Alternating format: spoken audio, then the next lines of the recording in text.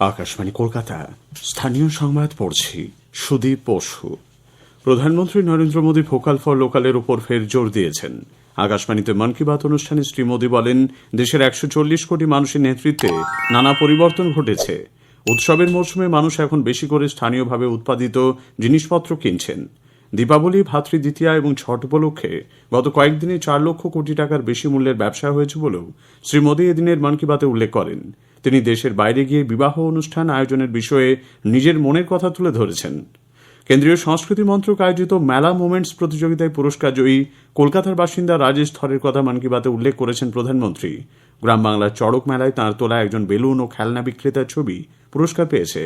পাশাপাশি পুরুলিয়ার অলোক অবিনাশের গ্রাম বাংলার খাদ্যদ্রব্য এবং প্রণব বসাকের ভাগরিয়া উৎসবের ছবির কথাও উল্লেখ করেছেন শ্রী মোদী। संस्कृति मंत्रालय ने मेला मोमेंट्स कॉन्टेस्ट का आयोजन किया था।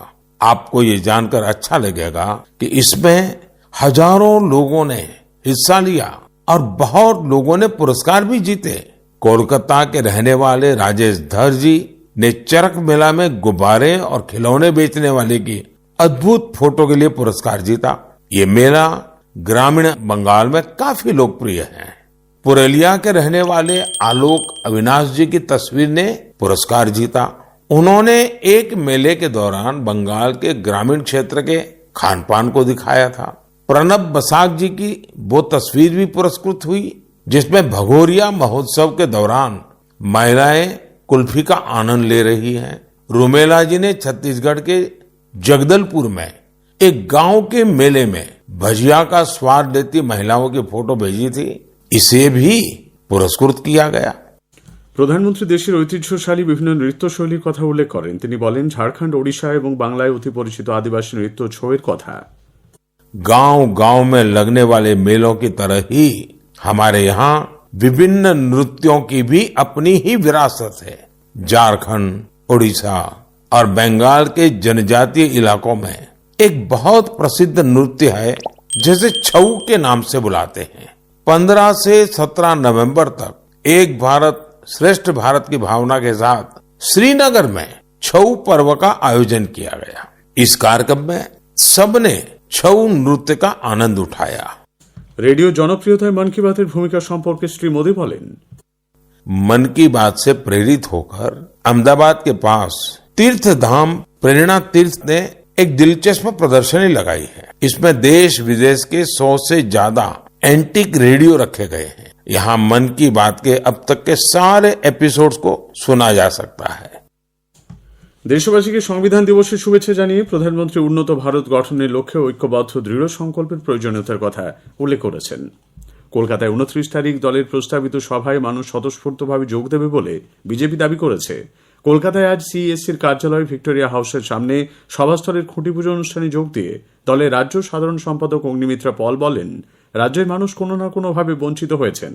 মুখ্যমন্ত্রী 12 বছর ধরে রাজ্যের মানুষের সঙ্গে প্রতারণা করেছেন। শ্রীমতী পাল সহ বিজেপি কর্মীরা আজ ওই সভাস্থলে প্রধানমন্ত্রীর মন কি বাত অনুষ্ঠান শোনেন। কলকাতার উপকণ্ঠে চিংড়িঘাটার কাছে বাসন্তী দেবী কলোনিতে জগদ্ধাত্রী পুজোর বিসর্জনে গান বাজানোকে কেন্দ্র করে বচসা চলাকালীন যুবককে খুনের অভিযোগ উঠেছে। মৃত সাহেব আলী সর্দার স্থানীয় বাসিন্দা। পুলিশ সূত্রে খবর, জগদ্ধাত্রী পুজোর প্রতিমা বিসর্জনে কি গান চালানো হবে তা নিয়ে বাসন্তী দেবী কলোনির কয়েকজন যুবকের মধ্যে হাতাহাতি শুরু হয়। অভিযোগ, মুক্তার আলী মোল্লা নামে এক যুবককে কাঁচি দিয়ে আঘাত করে বিট্টু সর্দার নামে আরেক যুবক। প্রতিবাদ করায় সাহেব আলী সর্দারের ওপরে চড়াই হয় বিট্টু। সাহেবের গলায় কাঁচি দিয়ে আঘাত করা হয়। গুরুতর আহত অবস্থায় প্রথমে এনআরএস ও পরে একটি বেসরকারি হাসপাতালে নিয়ে যাওয়া হলে তাকে মৃত বলে ঘোষণা করা হয়। আহত মুক্তার আলী মোল্লা এসএসকেএমে চিকিৎসাধীন। এদিকে এই ঘটনার পরপরই উত্তেজিত জনতা বাইপাসের উপর চিংড়িঘাটা মোড় অবরোধ করেন। একটি ট্যাক্সিতে ভাঙচুর চালানো হয়, মারধর করা হয় অভিযুক্ত বিট্টু সর্দারকেও। তাকে বিধাননগর হাসপাতালে ভর্তি করা হয়েছে। বিট্টু সর্দারের বিরুদ্ধে এর আগেও একাধিক অপরাধমূলক ঘটনায় জড়িত থাকার অভিযোগ রয়েছে। আজ ঘটনাস্থলে যান রাজ্যের মন্ত্রী তথা স্থানীয় বিধায়ক সুজিত বসু। হরিদ্বার ও বারাণসীর মতো কলকাতায় আজ 26 ও আগামীকাল 27 নভেম্বর পালিত হবে দেব দীপাবলি উৎসব। কলকাতা পুরসভার উদ্যোগে দুদিনের এই উৎসবের উদ্বোধন করবেন মেয়র তথা পুর নগর উন্নয়ন মন্ত্রী ফিরহাদ হাকিম। প্রধানমন্ত্রী নরেন্দ্র মোদী 26/11 মুম্বাই সন্ত্রাসবাদী হামলার শহীদদের প্রতি শ্রদ্ধা নিবেদন করেছেন। আজ আকাশবাণীতে মন কি বাত অনুষ্ঠানে দেশ বিদেশের মানুষজনের উদ্দেশ্যে নিজের বক্তব্যে তিনি বলেন, 26শে নভেম্বর দেশ যেভাবে বর্বরচিত সন্ত্রাসবাদী হামলার সম্মুখীন হয়েছিল তা ভুলে যাওয়ার নয়। 26শে নভেম্বর দিনটিতেই 1949 সালে গণপরিষদ দেশের সংবিধানের অনুমোদন দেয়। 2015 সালে বাবা সাহেব আম্বেদকরের 125তম জন্মবার্ষিকীতে সরকার আজকের দিনটিকে সংবিধান দিবস হিসেবে পালনের সিদ্ধান্ত নেয়। দেশবাসীকে সংবিধান দিবসের শুভেচ্ছা জানিয়ে প্রধানমন্ত্রী উন্নত ভারত গঠনের লক্ষ্যে ঐক্যবদ্ধ দৃঢ় সংকল্পের প্রয়োজনীয়তার কথা উল্লেখ করেছেন। প্রধানমন্ত্রী বলেন, দেশের সংবিধান তৈরি করতে 2 বছর 11 মাস 18 দিন সময় লেগেছিল। সংবিধানের প্রথম সংশোধনী দেশবাসীর বাকস্বাধীনতা খর্ব করার জন্য ব্যবহৃত হয়েছিল, যা অত্যন্ত দুর্ভাগ্যজনক। সংবিধানের 44তম সংশোধনীতে সেই ভুল শুধরে নেওয়া হয়। 1950 में संविधान लागू होने के बाद भी अब तक कुल 106 बार संविधान संशोधन किया जा चुका है। समय, परिस्थिति, देश की आवश्यकता को देखते हुए अलग अलग सरकारों ने अलग अलग समय पर संशोधन किए, लेकिन ये भी दुर्भाग्य रहा कि संविधान का पहला संशोधन फ्रीडम ऑफ स्पीच और फ्रीडम ऑफ एक्सप्रेशन के अधिकारों में कटौती करने के लिए हुआ था। वहीं संविधान के 44वें संशोधन के माध्यम से इमरजेंसी के दौरान की गई गलतियों को सुधारा गया था।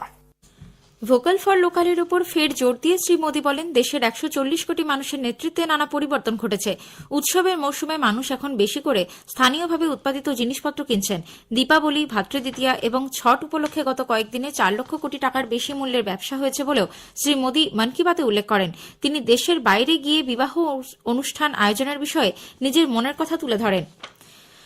মন কি বাত দেশের প্রতিটি পরিবারে রেডিওর জনপ্রিয়তা আরও বাড়িয়েছে বলে শ্রী মোদী মন্তব্য করেছেন। मन की बात में हम ऐसे सामूहिक प्रयासों की चर्चा करते रहे हैं जिनसे समाज में बड़े बड़े बदलाव आए हैं। मन की बात की एक और उपलब्धि ये भी है कि इसने घर घर में रेडियो को और अधिक लोकप्रिय बना दिया। প্রধানমন্ত্রী সকলকে দেব দীপাবলির শুভেচ্ছা জানিয়েছেন। এই উপলক্ষে কাশীর ঘাটে ঘাটে লক্ষ লক্ষ প্রদীপ প্রজ্বলিত হবে। দেশবাসীকে তিনি গুরু নানক দেবের প্রকাশ পর্ব উপলক্ষে শুভেচ্ছা জানান। পূর্ব রেলের হাওড়া স্টেশনে আজ মন কি বাত অনুষ্ঠান শোনার ব্যবস্থা করা হয়। প্রধানমন্ত্রীর বার্তা শুনতে বহু মানুষ হাওড়া স্টেশনে সমবেত হন। নদিয়া রানাঘাটে, বড়বাজারে খেয়াঘাটে মন কি বাত শোনেন বহু মানুষ। উপস্থিত ছিলেন স্থানীয় বিধায়ক পার্থসারথী চ্যাটার্জি। প্রতিরক্ষামন্ত্রী রাজনাথ সিং মুম্বাইয়ে 26/11 সন্ত্রাসবাদী হামলার শহীদদের প্রতি শ্রদ্ধাঞ্জলি অর্পণ করেছেন। আজ সকালে সামাজিক যোগাযোগ মাধ্যম এক্সে প্রতিরক্ষামন্ত্রী লেখেন, দেশ চিরকাল শহীদ নিরাপত্তা কর্মীদের আত্মত্যাগের কথা স্মরণ করবে, যারা নিজেদের জীবন দিয়ে দায়িত্ব পালন করেছিলেন। চীনে শিশুদের মধ্যে নিউমোনিয়ার মতো রোগের বাড়বাড়ন্তের প্রেক্ষিতে কেন্দ্রীয় স্বাস্থ্য মন্ত্রক দেশের সার্বিক প্রস্তুতি খতিয়ে দেখার সিদ্ধান্ত নিয়েছে। সবকটি রাজ্য ও কেন্দ্রশাসিত অঞ্চলকে জনস্বাস্থ্য ও হাসপাতালগুলির প্রস্তুতির বিষয়টিও খতিয়ে দেখতে বলেছে মন্ত্রক। সরকার উত্তর চীনের সংক্রমণ পরিস্থিতির দিকে কড়া নজর রেখেছে, তবে এখনই আলাদা করে কোনো সতর্কবার্তা জারির কোনো প্রয়োজন নেই বলেও জানানো হয়েছে। কোভিডের সময় রাজ্যগুলিতে যে পরিকাঠামো গড়ে তোলা হয়েছিল সেগুলির পর্যালোচনার পাশাপাশি ইনফ্লুয়েঞ্জার মতো রোগ এবং সিভিয়ার অ্যাকিউট রেসপিরেটরি ইলনেস বা সারির মতো পরিস্থিতির দিকেও নজর দিতে বলেছে স্বাস্থ্য মন্ত্রক। দক্ষিণ 24 পরগনার জয়নগরে নিহত তৃণমূল কংগ্রেস নেতা সৈফুদ্দিন লস্করের পরিবারের সঙ্গে দেখা করতে আজ তার বাড়িতে যান রাজ্যের মন্ত্রী ফিরহাদ হাকিম। বামুনগাছি অঞ্চলে মরিশ্বর মতিলাল অবৈতনিক প্রাথমিক বিদ্যালয় প্রাঙ্গণে এক স্মরণ সভাতেও যোগ দেন তিনি। উপস্থিত ছিলেন ক্যানিং পূর্বের বিধায়ক শওকত মোল্লা, জয়নগরের বিধায়ক বিশ্বনাথ দাস, বারুইপুর পূর্বের বিধায়ক বিভাস সর্দার, সাংসদ সুভাষ চক্রবর্তী প্রমুখ। উত্তর 24 পরগনার দেগঙ্গায় বল ভেবে খেলতে গিয়ে বোমা বিস্ফোরণে এক কিশোর আহত হয়েছে।